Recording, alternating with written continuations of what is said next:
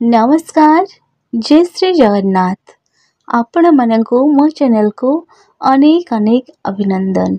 जय श्री राम। नारद भक्ति सुत जद प्राप्य न किंचित वांछति न सोचति न दृष्टि न रमति नश्चाहि भवति।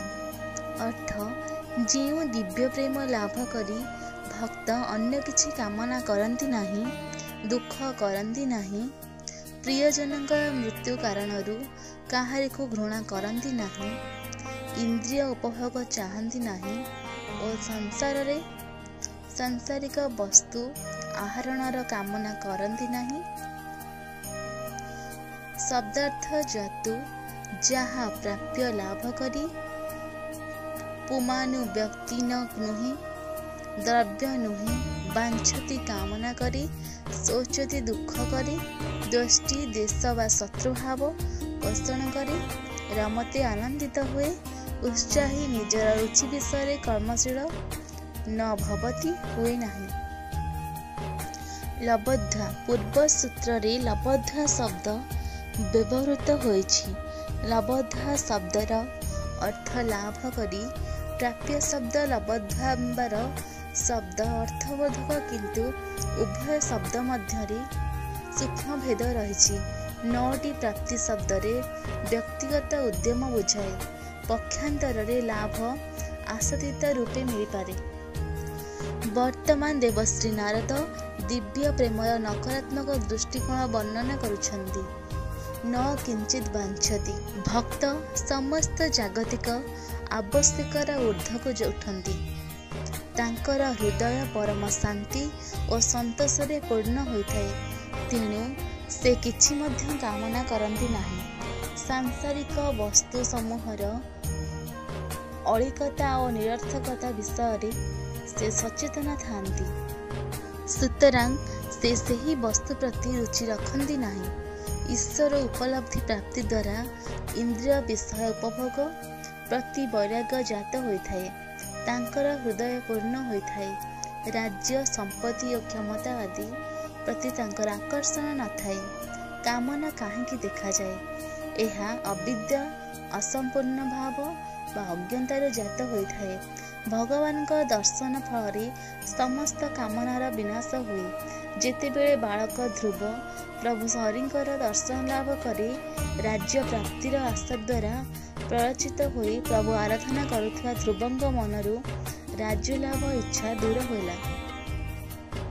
ज्ञानग्नि सदृश्य भक्ति समस्त सांसारिक कामना को विनाश करे। अपूर्णता वा सीमित भाव कामना जागृत हुए। जेतेबेले व्यक्ति निज बाहरे किछि लाभ करिवार आशा करे सेतेबेले ताठारे अपूर्ण भाव देखा दिए।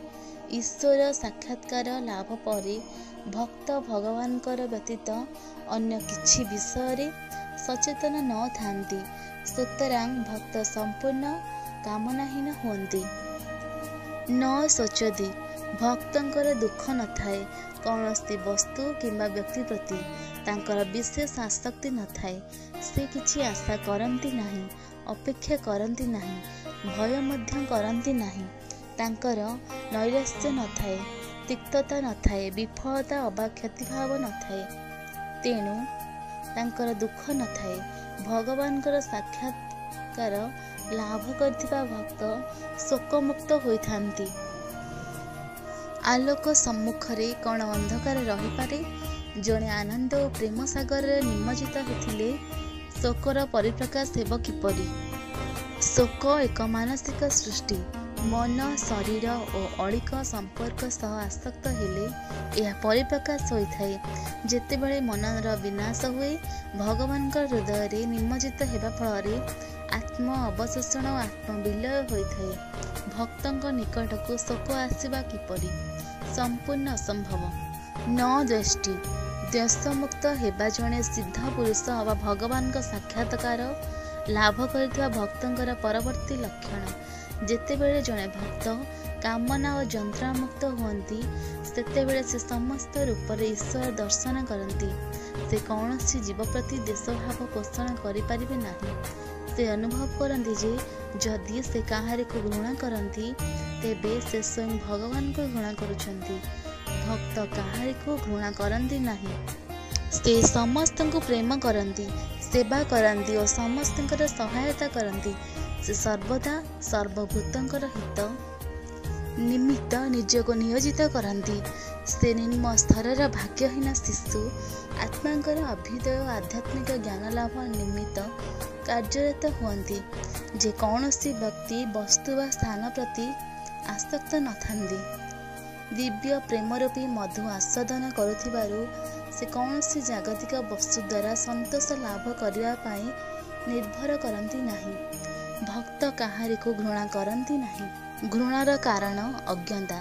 ଯେତେବେଳେ ଭକ୍ତ ସବୁକିଛିରେ ପ୍ରଭୁ ହରିଙ୍କର ଦର୍ଶନ କରନ୍ତି ସେ କିପରି କାହାକୁ ଘୃଣା କରିବେ? ସେ ଅନୁଭବ କରନ୍ତି ଯେ ଜଗତ ଜଗନ୍ନାଥଙ୍କର ପରିପ୍ରକାଶ ଓ ସମସ୍ତ କର୍ମ ଓ ଗତି ପ୍ରଭୁଙ୍କର ଲୀଳା। ଚଣ୍ଡାଳ, ଝାଡ଼ୁଦାର, ମୋଚି, ଭିକ୍ଷୁକ, ଗଣିକା, ଚୋର ଆଦିଙ୍କ ପ୍ରତି ଘୃଣା ବା ଦେଶଭାବ ନଥାଏ। ସେ କହନ୍ତି, ମୁଁ ସର୍ବତ୍ର ମୋର ପ୍ରିୟ ପ୍ରଭୁଙ୍କର ମଧୁର ରୂପ ଦର୍ଶନ କରୁଛି। ହରି ହିଁ ଗଣିକା, ଚୋର, ଡକାୟତ ଓ ଝାଡ଼ୁଦାରର ଭୂମିକାରେ ଅଭିନୟ କରୁଛନ୍ତି। ଭକ୍ତଙ୍କର ମାନସିକ ସ୍ଥିତି ଏତେ ଉଙ୍ଗୁଗ ଯେ ସମସ୍ତଙ୍କୁ ପ୍ରେମପୂର୍ଣ୍ଣ ଭାବେ ଦର୍ଶନ କରନ୍ତି। ଏ ଭାବକୁ ଭାଷାରେ ବର୍ଣ୍ଣନା କରିହେବ ନାହିଁ। ଏହା ଅନୁଭବର ବିଷୟ। ମୀରା, ଗୌରାଙ୍ଗ, ତୁଳସୀଦାସ, କବୀର ଓ ରାମଦାସ ଆଦି ଭକ୍ତଗଣ ଏହି ଭାବକୁ ଉପଭୋଗ କରୁଥିଲେ। ସନ୍ଥ ତୁଳସୀଦାସ କହନ୍ତି, ସିଆରାମୟ ସବ ଜଗ ଜାନି କରୋ ପ୍ରଣାମ ଜୋରି ଯୁଗ ପାନି। ଅର୍ଥାତ୍ ସମସ୍ତ ଜଗତକୁ ସୀତାରାମଙ୍କର ପରିପ୍ରକାଶ ମନେକରି ମୁଁ ସମସ୍ତଙ୍କୁ କରଯୋଡ଼ି ପ୍ରଣାମ କରୁଛି। ପୁରୁଷ ସୂକ୍ତରେ ଆପଣ ପୁରୁଷଙ୍କର ବର୍ଣ୍ଣନା ପାଇବେ। ପୁରୁଷଙ୍କର ସହସ୍ର ମସ୍ତକ, 1000 ଚକ୍ଷୁ ଓ 1000 ପାଦ। ଗୀତାର ତ୍ରୟୋଦଶ ଅଧ୍ୟାୟର ଆପଣ ଏହାର ପ୍ରତିଧ୍ୱନି ପାଇବେ। ସର୍ବତ ପାଣିପାଦଂ ତତ୍ ସର୍ବତ ଏସି ଶିରମୁଖମ୍ ସର୍ବତ ଶ୍ରୁତି ମଲ୍ଲୋକେ ସର୍ବମାପ୍ୟୁଜ୍ୟ ତିଷ୍ଠତି। ପରମ ପୁରୁଷଙ୍କର ସର୍ବତ୍ର ହାତ, ଗୋଡ଼, ସର୍ବତ୍ର ଚକ୍ଷୁ, ମସ୍ତକ, ମୁଖ ଓ କର୍ଣ୍ଣ ସମସ୍ତଙ୍କୁ ଆବୃତ କରି ସେ ନିବାସ କରନ୍ତି। ପ୍ରଭୁ କୃଷ୍ଣ ଉଦ୍ଧବଙ୍କୁ ଉପଦେଶ ପ୍ରଦାନ କରି ତାଙ୍କ ନିକଟକୁ ଉପନୀତ ହେବାକୁ ଏକ ସରଳ ମାର୍ଗ ବିଷୟ ବର୍ଣ୍ଣନା କରିଛନ୍ତି। ବିସୃଜ୍ୟ ସ୍ମଲମାନକୁଶାନ ଦୃଶ୍ୟଂ କ୍ରୀଡ଼ା ନ ଦୈହିକିକ୍ୟଂ ପ୍ରଣମେଦୁ ଦଣ୍ଡବତ ଉମା ବାସ୍ୟ ଚାଣ୍ଡାଳ ଗୋଖରମ୍। ଭକ୍ତ କବି ଜଗନ୍ନାଥ ଦାସଙ୍କର ଅନନୁକରଣୀୟ ଭାଷାରେ ସ୍ୱାନ ଚାଣ୍ଡାଳ ଗୋଖର ଗୋସ୍ୱ ଶୂକର ଦେଖ କପାଳ କର ଦେଇ ଭୂମିରେ ଦଣ୍ଡ ପ୍ରାୟ ଶୋଇ ଦୂରେ ନିର୍ଜୀବେଶୀ ଲଜ୍ଜାମାନ ଚରଣେ କରିବ ପ୍ରଣାମ। ଈଶ୍ୱର ବସେ ସର୍ବଦେହେ ଏଘେନି ନମିବ ଉଭ ନିର୍ଭୟେ। ନାମଦେବ ସ୍ୱାନକୁ କହୁଥିଲେ, ହେ ବିଲଟ, ସ୍ୱାନ ରୂପରେ ମୋର ପ୍ରିୟ ଶୁଷ୍କ ରୁଟି ନେଇ ଦୌଡ଼ି ଯାଅ ନାହିଁ। ସେ ତୁମର କୋମଳ ଗଳାକୁ କଷ୍ଟ ଦେବ। ରୁଟିରେ ଘିଅ ଲଗାଇ ଦେବାକୁ ଦିଅ। ଗୋଟିଏ କପ୍ରେ ଘିଅ ନେଇ ସେ ସ୍ୱାନ ପଛରେ ଦୌଡ଼ିଲେ। ଶ୍ରୀରାମକୃଷ୍ଣ ପରମହଂସ ଅସ୍ପୃଶ୍ୟ କନ୍ୟାକୁ ସାଷ୍ଟାଙ୍ଗ ପ୍ରଣାମ କରୁଥିଲେ। ହେ ମା କାଳୀ, ଏହି କନ୍ୟା ରୂପରେ ମୁଁ ଆପଣଙ୍କୁ ଦର୍ଶନ କରୁଛି। ପାଲହରି ବାବା ବାସନ ଥାଳି ଧରି ଚୋରକୁ ପ୍ରଣାମ କରନ୍ତି। ହେ ଚୋର ନାରାୟଣ, ଦୟାକରି ଏହି ବାସନ ଥିବା ଥଳି ଗ୍ରହଣ କରନ୍ତୁ। ମୁଁ ଜାଣିନଥିଲି ଯେ ଚୋର ନାରାୟଣ ମୋ କୁଟୀରରେ ଥିଲେ। ମହାରାଷ୍ଟ୍ର ଭକ୍ତ ଏକନାଥ ତାଙ୍କ ଘରେ ପ୍ରବେଶ କରିଥିବା ଚୋରକୁ ସ୍ୱୟଂ ତାଙ୍କର ମୁଦ୍ରିକା ପ୍ରଦାନ କରିଥିଲେ। ଚୋରି କରିବା ତୁମର କର୍ତ୍ତବ୍ୟ। ଆପଣ କୃଷ୍ଣ ଅଟନ୍ତି। ଏହି ଲୀଳାକୁ ଚାଲୁ ରଖନ୍ତୁ। ନୂତନ ଦୃଷ୍ଟିକୋଣ ଥିବା ଏହି ଉଚ୍ଚକୋଟୀର ଭକ୍ତଙ୍କର ମହାନ ସ୍ଥିତି ଯେ ହୃଦୟଙ୍ଗମ କରିଛନ୍ତି। ପ୍ରୟାସ କରନ୍ତୁ, ସଂଘର୍ଷ କରନ୍ତୁ। ଆପଣ ମଧ୍ୟ ଦିନେ ଏହି ସମୁଜ ଆଧ୍ୟାତ୍ମିକ ସ୍ଥିତି ଲାଭ କରିବେ। ନ ଉତ୍ସାହୀ ଭବତି। ଜଣେ ଭକ୍ତ ନିଜର ସ୍ୱାର୍ଥ ରକ୍ଷା ନିମିତ୍ତ କର୍ମ କରନ୍ତି ନାହିଁ, କିନ୍ତୁ ସର୍ବଜନ ହିତ ନିମିତ୍ତ ନିଜକୁ କର୍ମରେ ନିୟୋଜନ କରନ୍ତି। ତାଙ୍କର ଅହଙ୍କାର କିମ୍ବା ଆବଶ୍ୟକତା ନଥାଏ। ସେ ନାରାୟଣ ସେବାର୍ଥ କର୍ମ କରନ୍ତି। ସେ ଅହଙ୍କାର ପ୍ରରୋଚିତ ହୋଇ ବା ଫଳ କାମନା ରଖି ନିଜକୁ କର୍ମରେ ନିୟୋଜିତ କରୁନଥିବାରୁ ତାଙ୍କର କର୍ମବନ୍ଧନର କାରଣ ନ ହୋଇ ମୋକ୍ଷର ମାର୍ଗ ପ୍ରଶସ୍ତ କରେ। ସେ ନିଜର ବ୍ୟକ୍ତିଗତ ଲାଭ ବା ସୁଖ ପାଇଁ କର୍ମ କରନ୍ତି ନାହିଁ। ନିଜର ସ୍ୱାର୍ଥ ଥିବା ସାଂସାରିକ ଲାଭ ଉଦ୍ଦେଶ୍ୟରେ କର୍ମ କରନ୍ତି ନାହିଁ। ସେ ସଫଳତା ବା ବିଫଳତା ଦ୍ୱାରା ପ୍ରଭାବିତ ହୁଅନ୍ତି ନାହିଁ। ଜଣେ ଭକ୍ତ କୌଣସି ବିଷୟରେ ଉତ୍ସାହୀ ହେବେ କିପରି? ଆନନ୍ଦ ଅନୁଭବ ନିମିତ୍ତ ଜଣେ ବ୍ୟକ୍ତି କର୍ମ କରନ୍ତି। ଆନନ୍ଦ ପ୍ରାପ୍ତିର ଆଶାରେ ମଧ୍ୟ ବ୍ୟକ୍ତି କର୍ମ କରନ୍ତି। ଈଶ୍ୱର ଉପଲବ୍ଧି କରୁଥିବା ଭକ୍ତଙ୍କର କୌଣସି କର୍ମ ସମ୍ପାଦନର ଆବଶ୍ୟକତା ନଥାଏ। ସେ ସର୍ବୋଚ୍ଚ ଆନନ୍ଦ ଉପଭୋଗ କରନ୍ତି। ଜଣେ ଭକ୍ତଙ୍କର ନିକଟରେ ଆନନ୍ଦର ଉତ୍ସ ଥିବାବେଳେ ସେ ନିରର୍ଥକ ଓ ମୂଲ୍ୟହୀନ ଇନ୍ଦ୍ରିୟ ସୁଖ ଲାଭ ପାଇଁ ଚାହିଁବେ କାହିଁକି? ଭକ୍ତ ଯେତେବେଳେ ଆନନ୍ଦର ବିମୃତ ରୂପ ଭଗବାନଙ୍କୁ ଲାଭ କରିଛନ୍ତି, ଜାଗତିକ ବାସନା ତାଙ୍କଠାରେ ରହିବ କିପରି? ବିବିଧ ଉପାୟରେ ଈଶ୍ୱରଙ୍କର ଦର୍ଶନ ଲାଭ ହେଉଥାଏ। ଯଥା ସ୍ୱପ୍ନରେ ସାଧାରଣ ମାନବଙ୍କର ରୂପରେ, ହସ୍ତରେ ଶଙ୍ଖ ଚକ୍ର ଗଦା ଓ ପଦ୍ମ ଧାରଣ କରିଥିବା ରୂପରେ, ଅର୍ଜୁନ ଦର୍ଶନ କରୁଥିବା ବିଶ୍ୱରୂପ ଭାବେ, ହିରଣ୍ୟଗର୍ଭ ଚୈତନ୍ୟ ରୂପେ, ବ୍ରହ୍ମଲୋକର ପୂର୍ଣ୍ଣ ଜ୍ଞାନ ଭାବେ ଅର୍ଜୁନ କିପରି ବିଶ୍ୱ ଚେତନା ଅନୁଭବ କରିଥିଲେ, ତାହା ବର୍ଣ୍ଣନା କରିଅଛନ୍ତି। ତାହା ଲକ୍ଷ୍ୟ କରନ୍ତୁ। କୌଣସି ଆଦ୍ୟ ନାହିଁ, ମଧ୍ୟ ନାହିଁ, ଅନ୍ତ ନାହିଁ। ଅନନ୍ତ ଶକ୍ତି, ଅସଂଖ୍ୟ ବାହୁ, ସୂର୍ଯ୍ୟ ଓ ଚନ୍ଦ୍ର ଆପଣଙ୍କର ଚକ୍ଷୁ। ମୁଁ ଆପଣଙ୍କର ମୁଖକୁ ଯଜ୍ଞର ଅଗ୍ନି ରୂପେ ଦର୍ଶନ କରୁଛି। ତାହାର ଜ୍ୱଳନ୍ତ ଦୀପ୍ତି ବିଶ୍ୱକୁ ପ୍ରଜ୍ୱଳିତ କରୁଛି। ଭକ୍ତଗଣଙ୍କୁ ଉତ୍ସାହିତ କରିବା ନିମିତ୍ତ ଭଗବାନ ବେଳେ ବେଳେ ତାଙ୍କର ବିମାନରେ ତଳକୁ ଆସନ୍ତି। ଆକାଶବାଣୀ ଆକାଶରେ ଉଜ୍ଜ୍ୱଳ ଆଲୋକ ମାଧ୍ୟମରେ ଭଗବାନ ଭକ୍ତଗଣଙ୍କୁ ଉତ୍ସାହିତ କରି ଆଧ୍ୟାତ୍ମିକ ମାର୍ଗରେ ଦ୍ରୁତ ପ୍ରଗତି କରାଇବାରେ ସହାୟତା କରନ୍ତି। ପ୍ରଭୁଙ୍କ ଦର୍ଶନ ଲାଭ କରି ମିଥ୍ୟା ଦୃଷ୍ଟି ଯୋଗୁଁ ଭକ୍ତ ସାଧନା ବନ୍ଦ କରିବା ଅନୁଚିତ। ସେ ସର୍ବଦା ସ୍ୱରୂପ ସ୍ଥିତିରେ ସମ୍ପୂର୍ଣ୍ଣ ନିଷ୍ଠା ରଖିବା ଉଚିତ।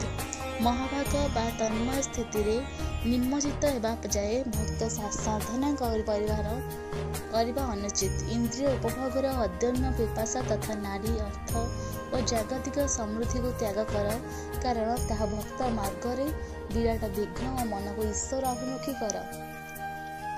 ଏହା ହେଉଛି ଅବିନାଶୀ ଓ ଅକ୍ଷୟ ଆଧ୍ୟାତ୍ମିକ ସମ୍ପଦ, ଯାହାକୁ କୌଣସି ଡକାୟତ ଲୁଣ୍ଠନ କରିପାରିବ ନାହିଁ। ଏହା ଦିବ୍ୟ ଆନନ୍ଦରେ ଭୟ ବା କଷ୍ଟ ମିଶ୍ରିତ ହୋଇନଥାଏ। ବର୍ତ୍ତମାନ ସବୁକିଛି ସ୍ୱାଭାବିକ ଓ ଅନାଶ୍ରୟ ହୋଇଥାଏ।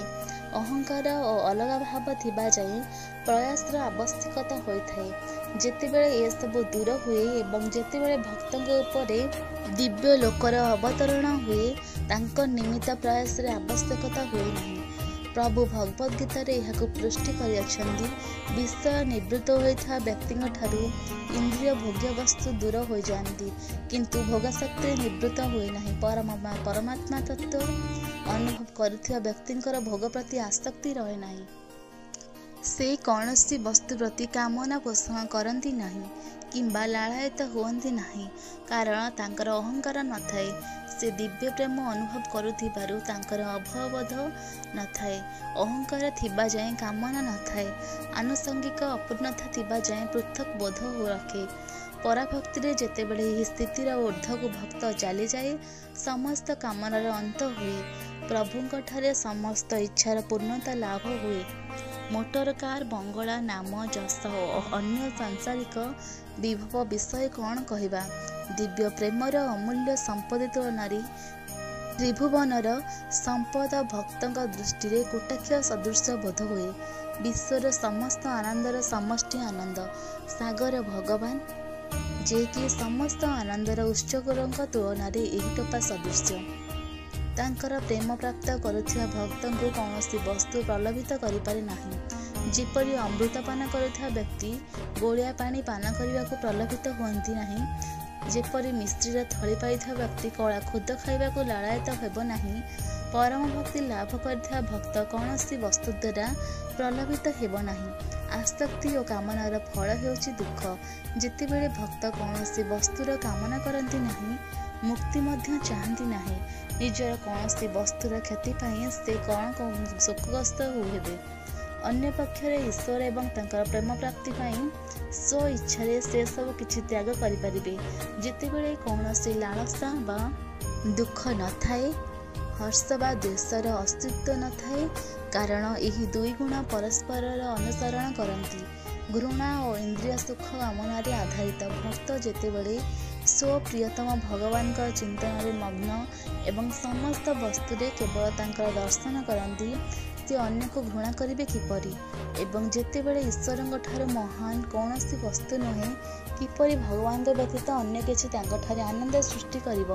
ଯେତେବେଳେ ଭକ୍ତ ସ୍ୱପ୍ରେମରେ ଶାଶ୍ୱତ ସନ୍ତୋଷ ଲାଭ କରିଛନ୍ତି, ଅନ୍ୟ କିଛି ପ୍ରାପ୍ତିର ଇଚ୍ଛା ଦୂର ହୋଇଯାଏ। ଏହା ସହ କହିଛନ୍ତି,